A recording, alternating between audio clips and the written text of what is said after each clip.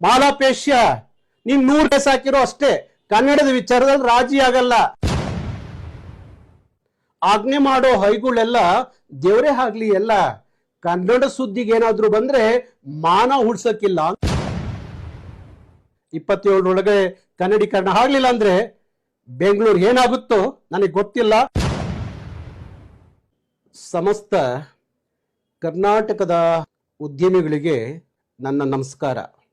ಅರಿದು ಹಂಚಿ ಹೋಗಿದ್ದಂಥ ಕನ್ನಡದ ನಾಡು ಭಾಷೆಯ ಹೆಸರಿನಲ್ಲಿ 1956 ಒಂದಾಯಿತು. ಒಂದಾದಂಥ ಕರ್ನಾಟಕದ ಆಡಳಿತ ಭಾಷೆ ಕನ್ನಡ. ಕರ್ನಾಟಕದಲ್ಲಿ ಕನ್ನಡಿಗನೇ ಸಾರ್ವಭೌಮ ಅನ್ನೋದನ್ನ ರಾಷ್ಟ್ರಕವಿ ಕುವೆಂಪು ಹಿಂದೆನೇ ಹೇಳಿದ್ದಾರೆ.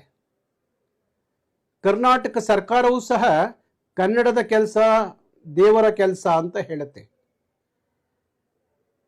ಬೆಂಗಳೂರು ಬೃಹತ್ ಮಹಾನಗರ ಪಾಲಿಕೆಯೂ ಸಹ ಕನ್ನಡ ಉಳಿಸಿ ಬೆಳೆಸಿ ಅಂತ ಹೇಳಿ ನಾಮಫಲಕವನ್ನು ಹಾಕೊಳ್ಳುತ್ತೆ, ಕನ್ನಡದಲ್ಲಿ ಆಡಳಿತ ಅಂತ ಹೇಳುತ್ತೆ. ರಾಜ್ಯ ಸರ್ಕಾರವೂ ಕನ್ನಡದಲ್ಲಿ ಆಡಳಿತ ಅಂತ ಹೇಳುತ್ತೆ. ಮಹಾನಗರ ಪಾಲಿಕೆಯೂ ಸಹ, ಬೃಹತ್ ಮಹಾನಗರ ಪಾಲಿಕೆಯೂ ಸಹ ಕನ್ನಡದಲ್ಲೇ ಅಧಿಕಾರ, ಕನ್ನಡದಲ್ಲೇ ಎಲ್ಲವೂ ವ್ಯವಹಾರ ಅಂತ ಹೇಳುತ್ತೆ. ಯಾಕೆಂದ್ರೆ ಕರ್ನಾಟಕದ ಭಾಷೆ ಕನ್ನಡ. ಕನ್ನಡ ಭಾಷೆ ಅನ್ನದ ಭಾಷೆ ಆಗಬೇಕು ಅಂತ ಹೇಳಿ ಕರ್ನಾಟಕ ರಕ್ಷಣಾ ವೇದಿಕೆ 25 ವರ್ಷಗಳಿಂದ ನಿರಂತರವಾಗಿ ಹೋರಾಟ ಮಾಡ್ಕೊಂಡು ಬರ್ತಾ ಇದೆ. ಎಲ್ಲೆಲ್ಲಿಂದಲೋ ಬಂದಂತ ಜನ ಇವತ್ತು ನಮ್ಮನ್ನು ಪ್ರಶ್ನೆ ಮಾಡಂಗಾಗಿದ್ದಾರೆ. ಕನ್ನಡಿಗರು ಬೆಂಗಳೂರಿನಲ್ಲಿ ಕೇವಲ 30% ಇದ್ದೀರಿ ಅಂತ ಹೇಳಿ ನಮ್ಮನ್ನು ಪ್ರಶ್ನೆ ಮಾಡೋ ಮಟ್ಟಕ್ಕೆ ಎಲ್ಲೋ ರಾಜಸ್ಥಾನದಿಂದ ಬಂದಂತವರು, ಎಲ್ಲೋ ಗುಜರಾತಿಂದ ಬಂದಂತವರು, ಎಲ್ಲೋ ತಮಿಳುನಾಡಿಂದ ಬಂದಂತವರು, ಇನ್ನೆಲ್ಲಿಂದಲೋ ಬಂದಂತವರು ಕನ್ನಡಿಗರನ್ನ ಪ್ರಶ್ನೆ ಮಾಡ್ತಾರೆ. ನೀವಿರೋದೇ 30% ಅಂತ ಹೇಳಿ. 30% ಅಲ್ಲ, 3% ಇದ್ರು ಇಲ್ಲಿ ಕನ್ನಡಿಗರದೇ ರಾಜ್ಭಾರ, ಕನ್ನಡದ ಭಾಷೆಗೆ ಅಗ್ರಸ್ಥಾನ, ಕನ್ನಡದ ಸಾರ್ವಭೌಮತೆ ಇಲ್ಲಿ ಉಳಿಬೇಕು ಹೊರತು ಇನ್ಯಾರ ಸಾರ್ವಭೌಮತೆ, ಯಾವ ಭಾಷೆಯ ಸಾರ್ವಭೌಮತೆ ಬೆಳೆಯಲಿಕ್ಕೆ ಕರ್ನಾಟಕ ರಕ್ಷಣಾ ವೇದಿಕೆ ಬಿಡಲ್ಲ. ಹಾಗಾಗಿ 27ನೇ ತಾರೀಕು ಒಂದು ಬೃಹತ್ ಮಟ್ಟದ ಇಡೀ ಬೆಂಗಳೂರಿನಲ್ಲಿ ಕನ್ನಡದ ನಾಮಫಲಕಗಳ ಕಡ್ಡಾಯ ಆಗಬೇಕು. ಸರ್ಕಾರ ಮತ್ತು ಮಹಾನಗರ ಪಾಲಿಕೆ ಹೇಳೋ ರೀತಿಯಲ್ಲಿ 100% ನಾಮಫಲಕದಲ್ಲಿ ಭಾಗ 60 ಕನ್ನಡ ಇರಬೇಕು. ಯಾಕೆಂದ್ರೆ ಕರ್ನಾಟಕ ಇದರ ಆಡಳಿತ ಭಾಷೆ ಕನ್ನಡ, ಇಲ್ಲಿಯ ಜನರ ಭಾಷೆ ಕನ್ನಡ, ಇಲ್ಲಿ ಅನ್ನದ ಭಾಷೆ ಕನ್ನಡ. ಅದಕ್ಕೋಸ್ಕರ ಅವನು ಯಾವನೇ ಇರಲಿ, ಎಲ್ಲಿಂದ ಬಂದಿರಲಿ, ಅವನು ಯಾರೋ ಮಾಲಾಪೇಶ್ಯ, ಕರ್ನಾಟಕ ರಕ್ಷಣಾ ವೇದಿಕೆ ಕನ್ನಡ ಹಾಕಿದ್ದಕ್ಕೆ ಅವನು ಕೋರ್ಟ್ಗೆ ಹೋಗ್ತಾನೆ. ನೀನು ಕೋರ್ಟ್ಗೆ ಹೋದ್ರೂ ಅಷ್ಟೇ, 100 ಕೇಸ್ ಹಾಕಿರೂ ಅಷ್ಟೇ. ಇವತ್ತು ರಕ್ಷಣಾ ವೇದಿಕೆ ಮೇಲೆ 1000 ಕೇಸ್ ಇದೆ, ಇನ್ನೂ 100 ಕೇಸ್ ಹಾಕ್ರಿ, ನಾವು ಯಾವನಿಗೂ ಎದುರಲ್ಲ, ಅಂಜಲ್ಲ. ಕನ್ನಡದ ವಿಚಾರದಲ್ಲಿ ನಾನು ಯಾವಾಗಲೂ ಒಂದು ಮಾತು ಹೇಳ್ತೀನಿ, ಆಜ್ಞೆ ಮಾಡೋ ಹೈಗಳೆಲ್ಲ ದೇವರೇ ಆಗ್ಲಿ ಎಲ್ಲ, ಕನ್ನಡ ಸುದ್ದಿಗೆ ಏನಾದ್ರೂ ಬಂದ್ರೆ ಮಾನ ಉಳ್ಸಕ್ಕಿಲ್ಲ ಅಂತ ಹೇಳಿ. ಹಾಗಾಗಿ ನಾನು 26ನೇ ತಾರೀಕುವರೆಗೂ ನಿಮಗೆ ಗಡುವು ಕೊಡ್ತಾ ಇದ್ದೀನಿ.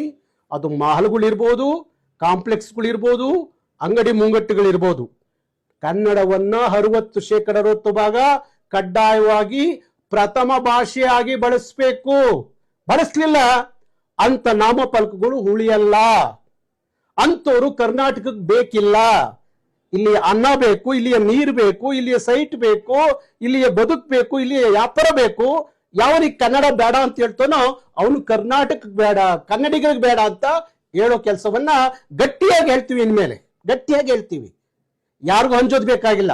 ನಮ್ಮ ಪೊಲೀಸ್ ಇಲಾಖೆ ನಮ್ಮನ್ನೆಲ್ಲ ತಗೊಂಡೋಗಿ ಜೈಲಿಗೆ ಕಳಿಸಿರೋ ಚಿಂತೆ ಇಲ್ಲ, ಕೋರ್ಟ್ ನಮ್ಮನ್ನ ಕಟ್ಟಕಟ್ಟೆಯಲ್ಲಿ ನಿಲ್ಲಿಸಿರೋ ಚಿಂತೆ ಇಲ್ಲ.